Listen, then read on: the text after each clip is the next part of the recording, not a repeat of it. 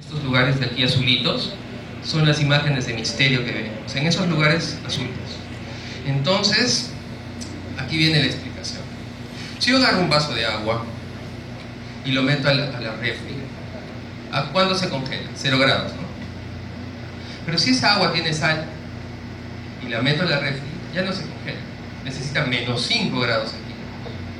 Pero si a esta agua le echo percloratos, necesito menos 15 a menos 20 grados centígrados. Eso significa que en ciertas épocas del año en Marte hay agua y agua líquida. De tal manera que ahora pueden jugar carnavales en Marte, ¿no? Podemos jugar carnavales allá, o sea, en realidad hay una buena opción de poder jugar, ¿no? Estamos muy felices por eso. Y ya pues nos hemos hecho muy felices. Imagínense que ahora ya pues este viaje, ¿saben cuánto dura el viaje de la Tierra a Marte? ¿Saben? 9 meses. ¿Ya? 9 meses. ¿Ya? Así que imagínense estar llevando agua y todo, ya por allá hay cosas, ¿no? Entonces además si uno quiere ir para allá, ¿saben? ¿Han escuchado de Mars One? Es una misión y una iniciativa ¿no? privada de que quieren mandar la primera colonia a Marte de humanos one way, o sea, un solo ida, porque ustedes saben, es una ida y tienen que esperar 2 años para que Marte y la Tierra se junten otra vez a 9 meses y luego otra vez 9 meses de regreso. Se imaginan todo ese viaje, ¿no? Y además obviamente no hay tecnología para ellos, así que solo los van a enviar una vez. Entonces hicieron esta convocatoria para que la gente se inscriba y muchos se inscribieron, y hay muchos y tenías que mostrar tu video. Entonces había, pues, ya se imaginarán, ¿no? Gente que quería suicidarse, gente que decía yo voy a Marte, ¿no? Amo Marte y no sé qué. Entonces buscaban esa gente, pero ¿sabes lo que va a pasar, no? Entonces obviamente cuando nosotros lleguemos a Marte los vamos a encontrar así. Porque finalmente todavía no tenemos la tecnología para ello y necesitaríamos una casa así.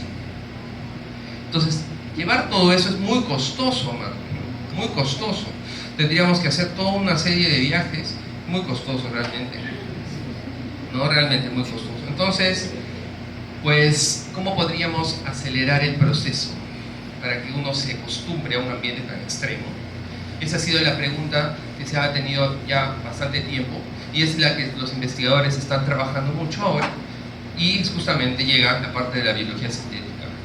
Este es un tema muy loco, que podrán decir esto es ciencia ficción, pero no es ciencia ficción.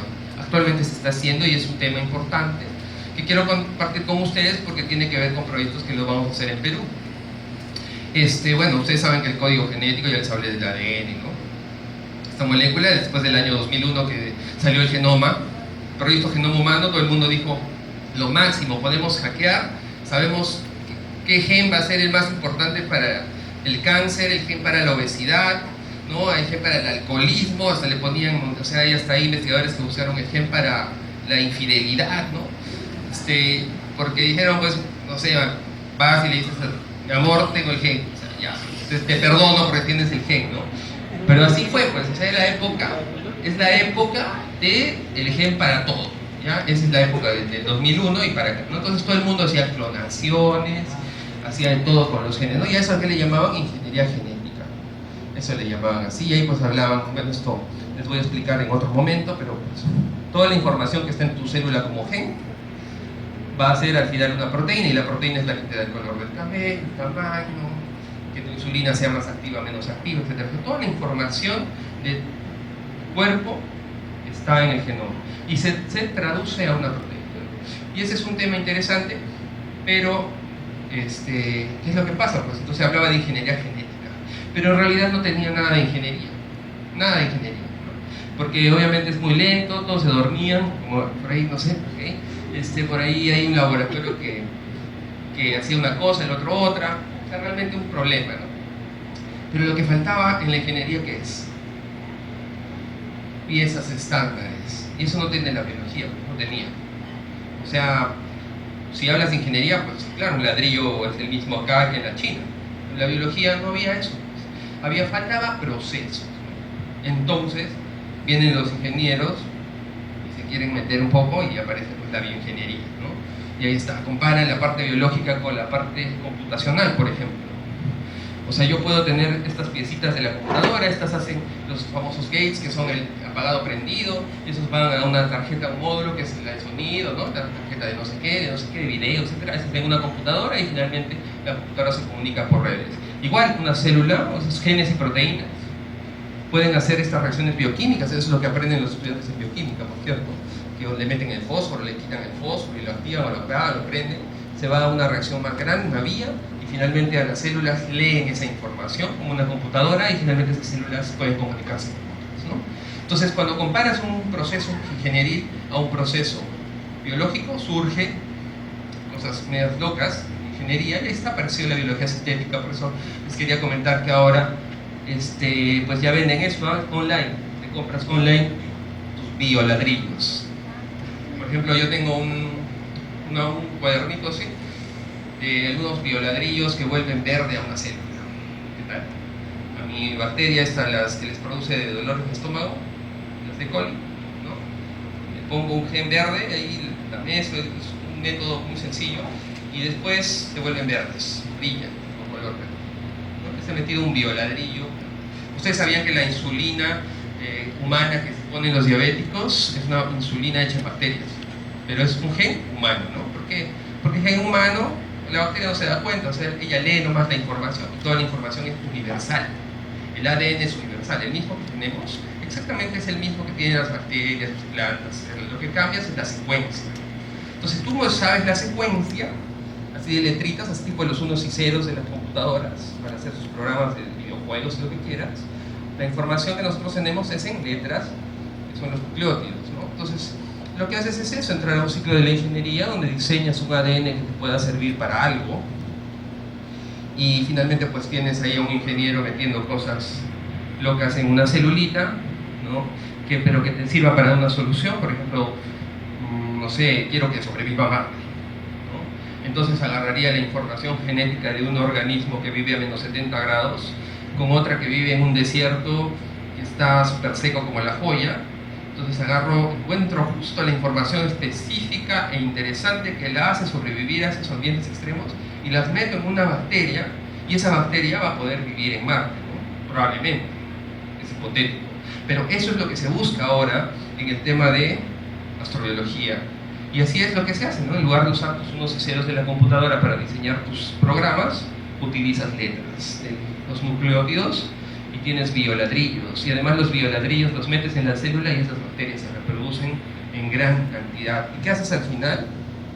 Pues tienes una bacteria que te puede producir nuevos fármacos, nuevos alimentos. O sea, los astronautas podían estar con sus bacterias ahí que les producen azúcar, ¿no? No sé si han escuchado, pero pues suena loco, ¿no?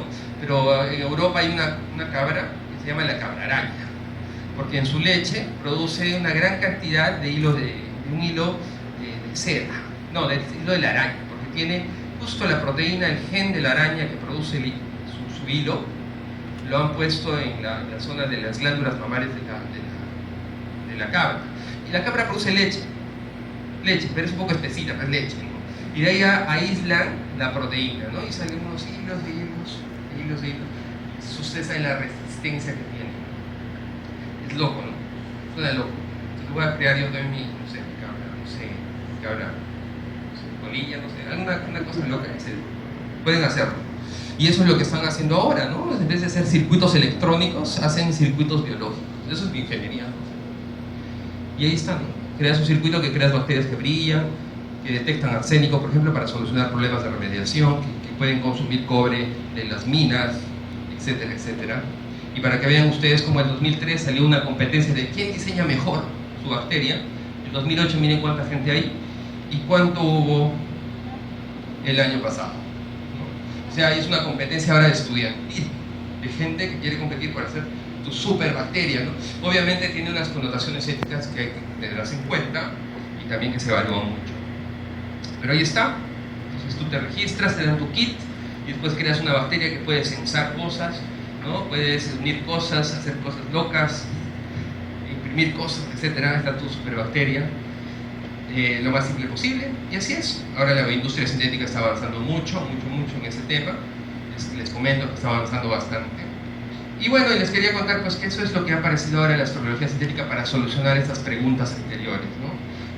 Gracias a esto podemos simular cómo podría haber sido una proteína, poder simular cuáles son los límites de la vida, estas bacterias que podrían sobrevivir en otros ambientes, o bacterias que pudieron existir en otros lados, o pueden existir en otros ambientes, ¿no? Simular estas formas de vida. Si supieran, este pescadito está en el fondo marino, ¿no? Pero nunca lo han visto, ¿verdad? Entonces ahí hay una gran información de lo que podría pasar en otros lugares, ¿no? Y así, pues hay muchos desafíos ahora en diferentes aspectos: alimentos, minería, productos, soporte de vida. O sea, ya no vas a vivir pues de repente en una burbuja con bacterias que te están dando oxígeno, ¿no? O la parte cibernética que puede solucionar problemas, o terraformar, que es un tema también ético, de querer formar que Marte sea similar a la Tierra con ese tipo de bacterias. Y bueno, ahí está, NASA le interesa mucho por eso la biología sintética, porque él quiere hacer una colonia llena de bacterias que hagan lo que quieras: biocementación, por ahí te produzcan alimentos, por ahí te traten la basura, te traten el agua, ¿no? Te traten el aire, te den una resistencia a radiación. Hay bacterias que resisten radiación, las Rhinococos radioduras, ¿no? que resisten la radiación, etcétera, etcétera. Y eso pues es interesante porque X-Prize quiere dar un premio de $1 millón al que decida su mejor bacteria, ¿no? El que diseñe más bonita, $1 millón. Y ahí está. Entonces ahí llegamos al famoso proyecto de la papa en Perú. Tengo 5 minutos sobrado. Les cuento que de 4.500 variedades de papa que tenemos acá en el país, pues la idea era: ¿qué tal si estas papas pues, que crecen en todo lado, después de que se las llevaron los españoles en 1510, ¿no? Y poblaron toda Europa, incluso África? La papa ha servido para la Segunda Guerra Mundial.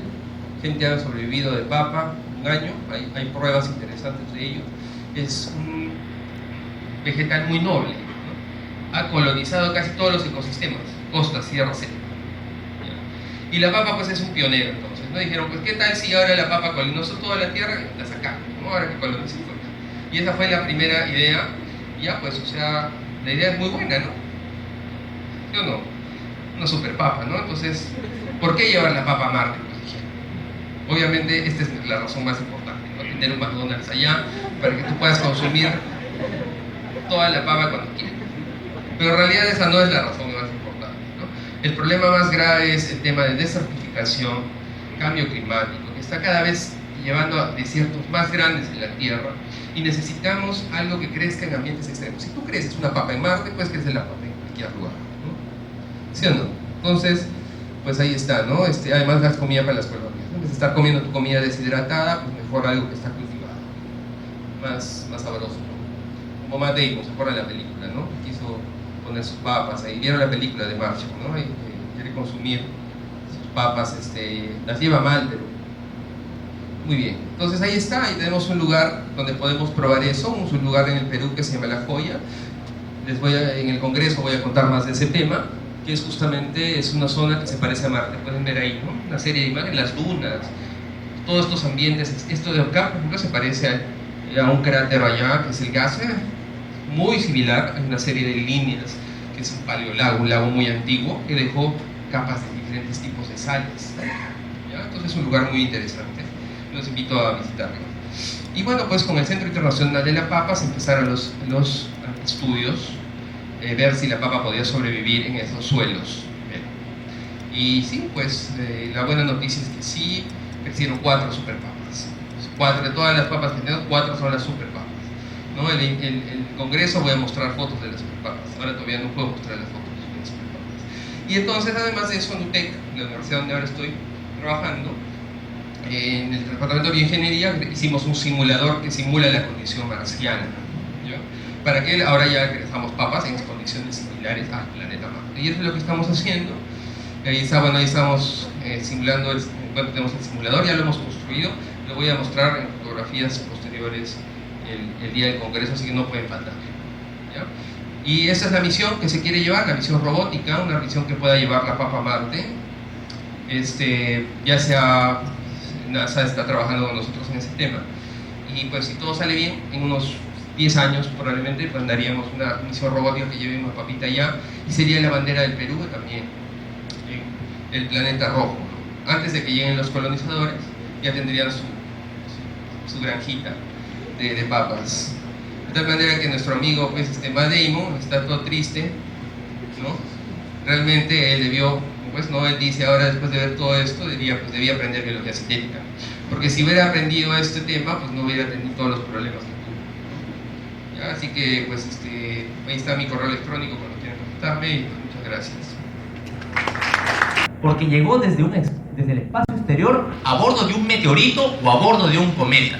Posiblemente estos cometas contenían agua, como nos explicó la doctora, ciertamente. Y puede que haya habido pues alguna partícula de alguna bacteria o algo dentro que hace que llegue a nuestro planeta que tenía agua líquida que permite y favorece la proliferación de vida. Pero responde la pregunta sobre el origen de la vida. Decir que viene desde un meteorito o un cometa responde a cómo se originó la vida, no, simplemente la patea hacia más allá. Porque la siguiente pregunta, ¿cuál sería? ¿Y cómo se originó la vida del lugar de donde procede este meteorito y este cometa? Es lo que ocurre en la película Prometheus, que es la película original que trata de explicar, por ejemplo, en la película de la saga Alien, El octavo pasajero, que somos pues una suerte de experimento de unos seres extraterrestres, y la película acaba con la protagonista tratando de ir al planeta de estos extraterrestres para encontrar cuál es el origen de la vida. Del mismo modo, del modo análogo, se puede explicar este tema de las panspermias. Tampoco resuelve el problema. Se necesita, obviamente, algo más. Bien, pues, la persona que está acá es Antony Flew. Antony Flew fue un filósofo bastante cientificista por mucho tiempo, que se dio cuenta en un viraje en su pensamiento de que no todo se podía explicar reductivamente, unilateralmente desde la ciencia. Se requería una suerte de datos de otros saberes más amplios y tenía que darle cierta consistencia, y tuvo que entrar a la teología. Él, que era un ateo conocido, tuvo que aceptar que era necesario también estos datos, los datos que nos aporta la teología, no para entrar en contradicción, sino para ver cómo se amalgama. Flew, en su conversión, escribe un libro que se llama Dios existe, lo pueden encontrar en Editorial Trota, y él se hace una pregunta: ¿cómo surge desde la simple materia la materia viva? Es decir, un viviente, que encima persigue fines, porque ciertamente un ser vivo crece, fin, se reproduce, otro fin, tiene metabolismo, otro fin, y todas las características que en el colegio nos enseñaron, que es lo que caracterizan a los seres vivos. Pues no se ha encontrado ninguna ley que obligue a la materia a producir entidades autorreplicantes, no lo hay, y tampoco orientadas hacia fines. Eso no es campo de explicación y de trabajo de las ciencias experimentales, más bien sí es campo de la filosofía y la teología. Bueno, por el tiempo pasaré un poco las contradicciones que se le puede dar a estas explicaciones unilaterales. Pero finalmente, un amigo mío, Juan Arana, de la Universidad de Sevilla, gran científico, él nos dice lo siguiente: hasta el día de hoy, el origen de la vida sigue siendo una discusión abierta, porque hay muchas soluciones y cada uno unilateralmente trata de competir buscando cuál es la mejor, y ninguna es mejor que otra. Entonces, conclusión, ¿cuál sería la mejor investigación? Pues una investigación multidisciplinar, que no denoste los otros saberes que precisamente desde un cientificismo se pretendería hacer. Entonces, lo que debemos buscar es una complementariedad de estos saberes, no antagonismos. Esta es la actitud fundamental para lograr responder la pregunta sobre el origen de la vida. Complementariedad entre estos saberes, no antagonismos. Es decir, desde la teología o la filosofía no pretenderé negar los avances de las ciencias, porque estos avances nos dan datos reales, exactos. Y desde la ciencia no pretenderé negar las propuestas y los datos que me pueda aportar y las reflexiones que me pueden aportar la filosofía y la teología, porque no todo lo puedo responder desde la ciencia experimental. Solamente así se podrá abordar la respuesta a esta gran pregunta sobre el origen de la vida. Lo que está claro entre todos es que hay un paso entre la materia inerte, lo previviente y al viviente, es lo clásico, pero esto de acá es ¿por qué es que se dio de esta manera? ¿Por qué? ¿Qué es lo que permitió que esto ocurriera? ¿Por qué las condiciones en nuestro planeta se han dado para que esto ocurra? Bueno, acá es donde interviene la filosofía. Y de entre todos los filósofos, yo sigo la propuesta de don Leonardo Polo, un filósofo español que también escribió mucho al respecto. Acá he colocado la página web donde pueden encontrar muchos datos sobre él y publicaciones de él. Bueno, a ver, pasaré esto rápidamente. Básicamente, ¿qué es lo que nos dice Polo? Polo dice que la pregunta sobre el origen de la vida, y para saber qué es la vida, que era la pregunta que nos dejó la doctora como tarea, ¿no? O sea, ¿qué es la vida? Esta pregunta no se puede responder desde la razón humana. Él decía, ¿por qué? ¿Cuál es el error del uso de la razón, que es lo que se utiliza en las ciencias como biología, física y química? Que la razón, por teoría del conocimiento, sabemos que tiene como primer paso la objetivación. Es decir, yo para conocer esto que está acá, formo un objeto en mi mente. Y una vez que tengo el objeto en mi mente, empiezo a estudiarlo. Si ven acá vemos un perrito boxer y vemos que el niño lo ha mirado y ya tiene el objeto del perro. Pero el problema está en que el objeto del perro no es el viviente. Porque esta imagen del perro es como una fotografía de ese momento. Un error es objetivar al Señor. ¿Por qué razón? Porque si yo objetivo al Señor, es como si tengo una foto de Él, una foto de este momento, pero pasado un segundo, un minuto, o un minuto atrás, o 10 minutos atrás, Él es la misma persona que la foto que tengo como objeto. No es la misma persona, ni siquiera estructuralmente por los cambios y posiciones de los átomos y moléculas de mi cuerpo, y mucho menos en cuanto a su voluntad, a sus deseos y sus quereres. Ya no es el mismo. Por lo tanto, la vida, que es movimiento, la vida, que es dinámica, no puedo objetivarla. Por lo tanto, ese es el límite que tienen las ciencias para poder explicar y hallar el origen de esta vida. Y por lo tanto, si es que hay alguna pretensión de explicación, por así decirlo, teológica, no se podría alcanzar. Ahí es donde interviene la teología de Pannenberg. Por lo tanto, ¿qué debo hacer? Debo abandonar el límite mental, que es una propuesta de conocimiento de don Leonardo Polo. Es decir, cuando yo me empiezo a dar cuenta que lo que conozco no es esto, es lo extramental, porque está fuera de mi mente. El objeto es lo que tengo en mi mente. Pero el objeto no son las personas y los vivientes, porque los vivientes están cambiando. Por lo tanto, al darme cuenta de esto, me doy con la sorpresa de que hay mucho más que el objeto. Esto es abandonar el límite mental, y este es un conocer no como forma, sino conocer como acto. Si han llevado el curso de filosofía acá en la universidad, me podrán entender un poquito de lo que quiero decir. Culminando, este es el método de don Leonardo Polo. Con este método puedo alcanzar el ser del universo. ¿Qué es el ser? Es lo extramental del universo, alcanzar el acto.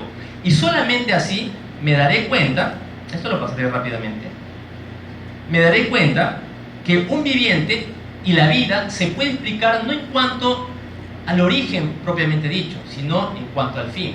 Si nos damos cuenta que el universo va hacia el orden y que la vida aparece en el universo, vemos que también si hay un fin, es que hay un origen. Entonces es creado.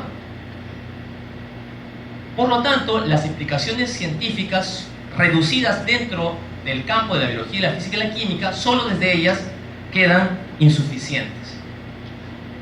¿Cuáles son las tareas que mi investigación está realizando? Bueno, la primera tarea es conjugar los aportes de esta filosofía con los datos de algo que se llama ajuste fino. ¿Qué es el ajuste fino? Si pueden, bueno, los físicos lo pueden decir mucho mejor, pareciera ser, pareciera, que todo el universo está hecho con leyes precisas y tiempos precisos para que aparezca vida. Y no solamente vida, sino vida inteligente. Ahí están los datos de la cosmología, datos de la física, de la química y todo esto también inclusive matematizado.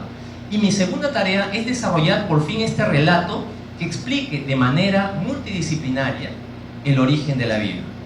Bien, pues eso sería todo. Muchas gracias.